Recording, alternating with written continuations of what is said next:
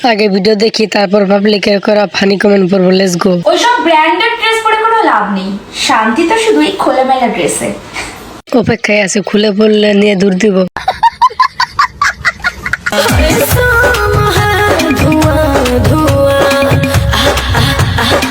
বাবা গো, এটা কোন দেশের ডাব?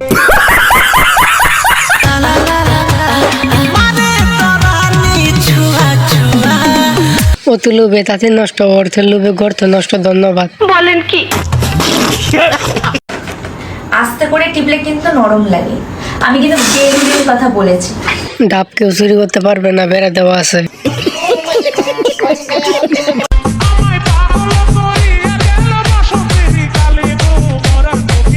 তোমার যত যৌবনে জ্বালা জামাইকে দাও, আর লাভ নেই, মজা পাবে না। আমরা দেখতে পাচ্ছি সব যৌবন তোমার জ্বলে গেছে।